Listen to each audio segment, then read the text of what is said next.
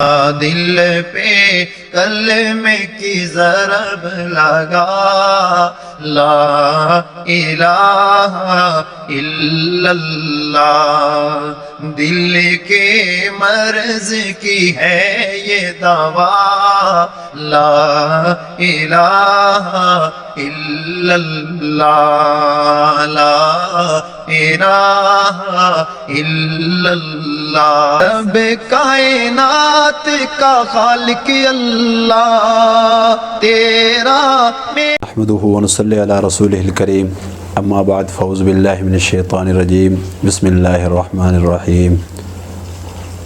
لقد رضی اللہ عن المؤمنین اذ یبایعونک تحت الشجرہ، صدق اللہ العظیم۔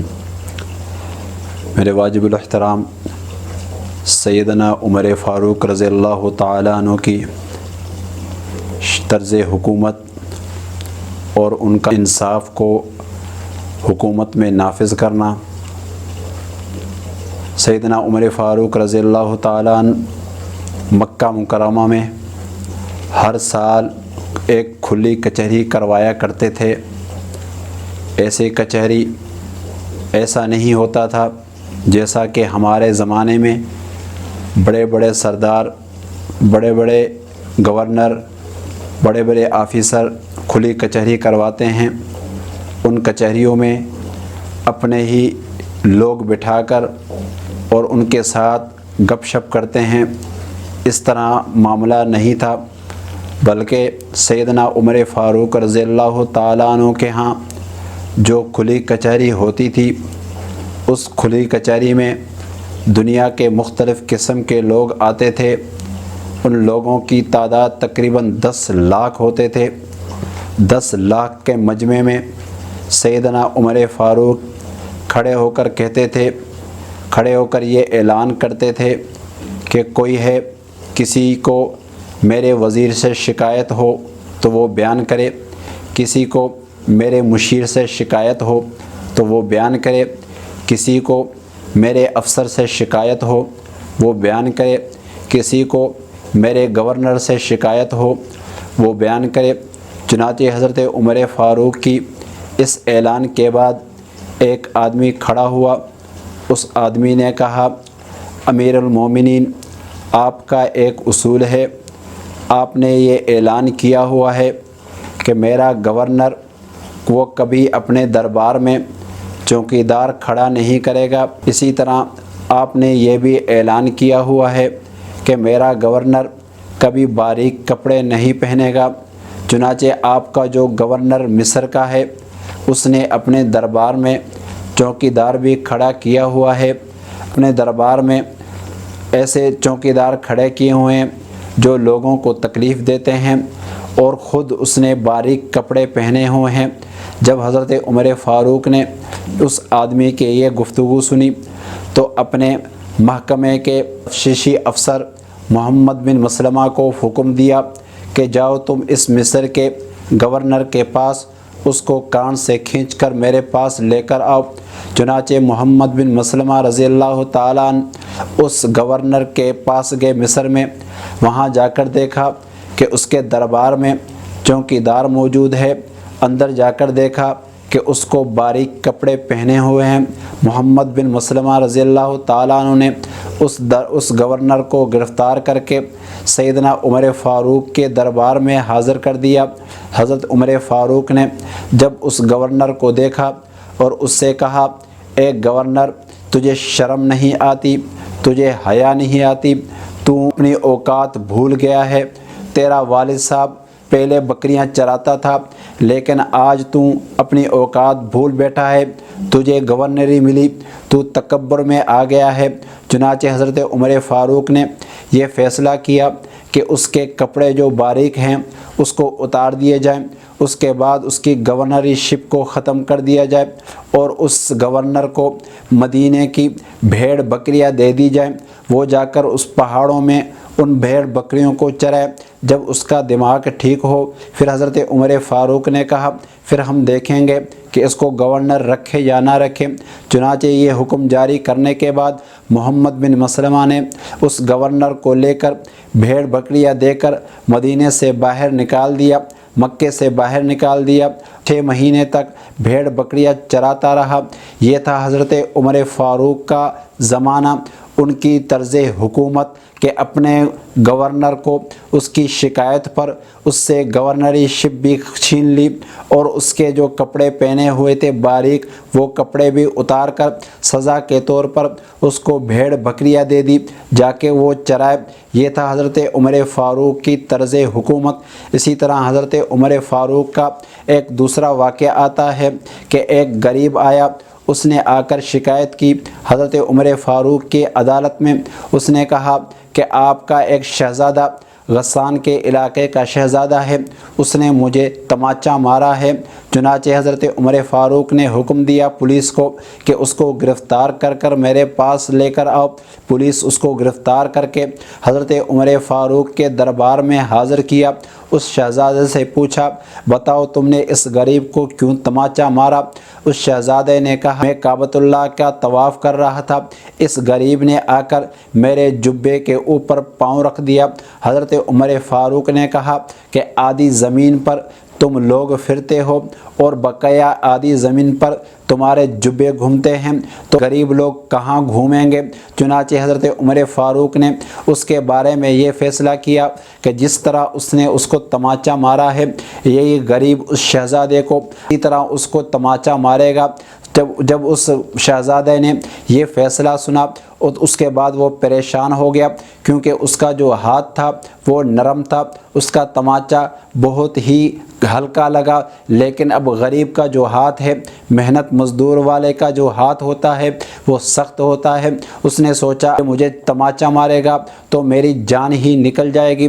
چنانچہ اس شہزادے نے کہا اس غریب سے کہ مجھے معاف کیجئے، میرے سے غلطی ہو گئی۔ تو اس غریب نے کہا کہ میں آپ کو معاف نہیں کروں گا، بلکہ میں آپ کو تماچا ہی ماروں گا۔ حضرت عمر فاروق نے حکم کیا کہ اس کو میدان میں لایا جائے اور اس میدان میں یہ غریب اس کو تماچا مارے۔ جب اس کو میدان میں لایا گیا، غریب کا تماچے مارنے کا وقت آیا تو اس غریب کے دماغ میں حضور صلی اللہ علیہ وسلم کی ایک حدیث آئی۔ تو حضور صلی اللہ علیہ وسلم نے فرمایا کہ بدلہ لینے سے بہتر ہے کہ آدمی معاف کر دے۔ اس غریب نے اس شہزادے کو معاف کر دیا۔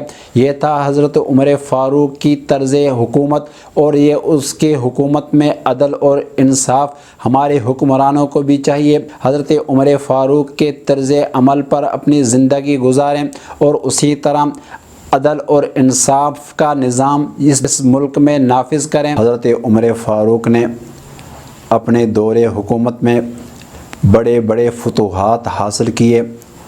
حضرت عمر فاروق نے ایک مرتبہ اپنے فوج کے دستے کے چیف کمانڈر حضرت خالد بن ولید کو قادسیہ کی طرف بھیجا کہ وہاں پر جا کر معائنہ کر کے آئیں کہ دشمنوں کی فوج کتنی ہے۔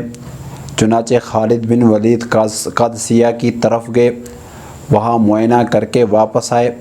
سیدنا عمر فاروق نے پوچھا، بتاؤ تو صحیح دشمنوں کی فوج کتنی ہے؟ حضرت خالد بن ولید نے فرمایا کہ دشمنوں کی فوج 60,000 ہے۔ چنانچہ خالد بن ولید نے حضرت عمر فاروق سے کہا کہ ہمیں بھی لشکر میں 30 افراد ایسے دیے جائیں جو خالصتاً حضور صلی اللہ علیہ وسلم کے سچے غلام ہوں۔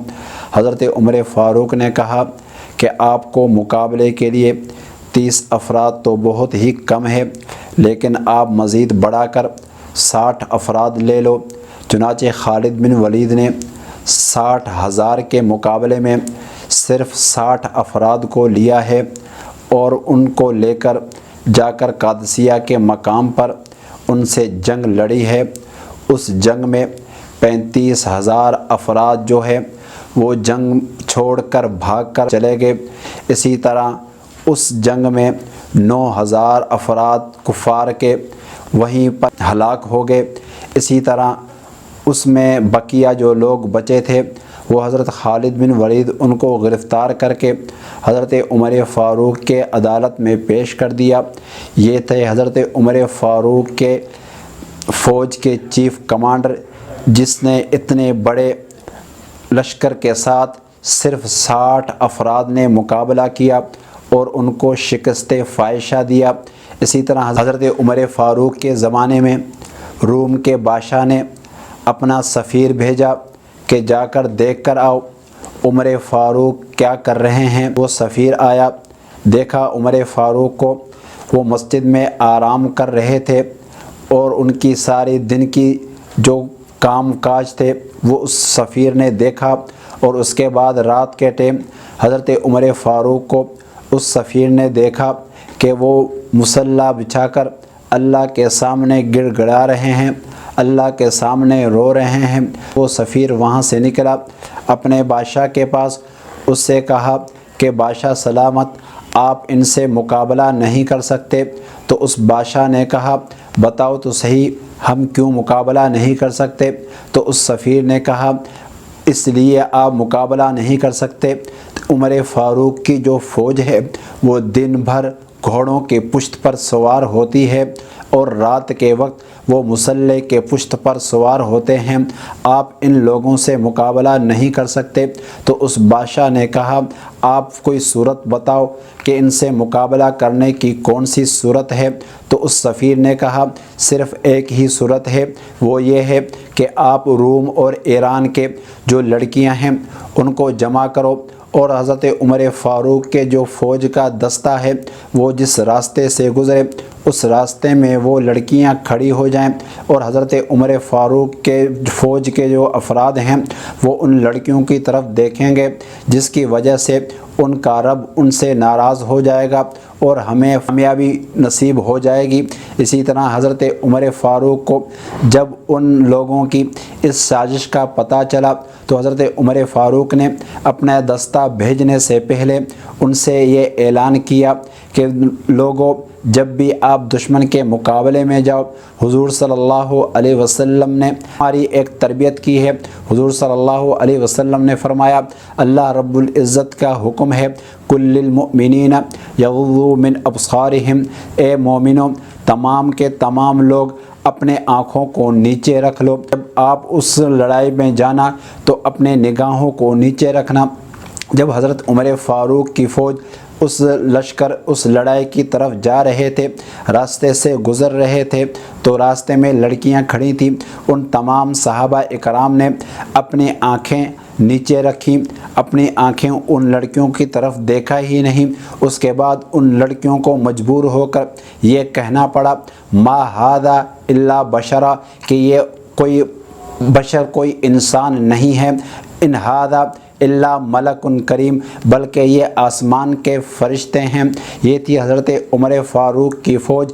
ایک مرتبہ حضرت خالد بن ولید رضی اللہ تعالیٰ عنہ کے پاس ایک بوڑھا یرموک کے علاقے سے آیا، اس نے آ کر کہا اے خالد بن ولید میرے ہاتھ میں یہ شیشی ہے، اس شیشی کے اندر زہر ہے، اے خالد بن ولید اگر تم مسلمان حق پہ ہو تو یہ اس شیشی کا جو زہر ہے اس کو تم پی لو، اگر تم نے یہ پی لیا تو میں مسلمان ہو جاؤں گا، اگر تم یہ نہ پی سکے تو پھر میں یہ شیشی پی کر خود ہی مر جاؤں گا۔ خالد بن ولید نے اس سے وہ زہر کی شیشی لی، شیشی لینے کے بعد پی گئے، اور اس کے بعد اس بوڑھے کو دیکھا تو بوڑھا بے ہوش ہو کر گڑ گیا۔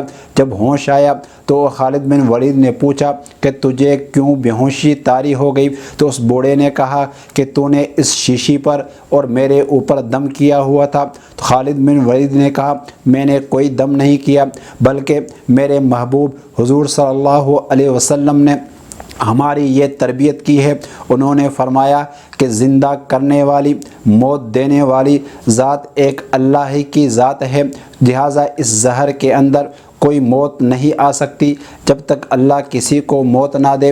حضرت خالد بن ولید نے اس کو اسلام کی دعوت دی۔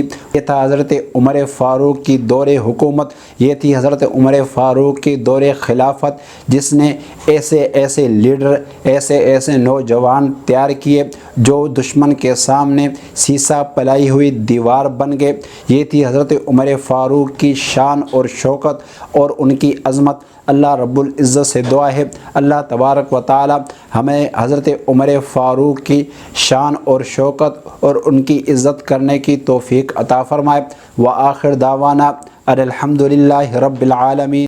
دل پہ کلمے کی ضرب لگا، لا الہ الا اللہ، دل کے مرض کی ہے یہ دوا، لا الہ الا اللہ، لا الہ الا اللہ۔ رب کائنات کا خالق اللہ تیرا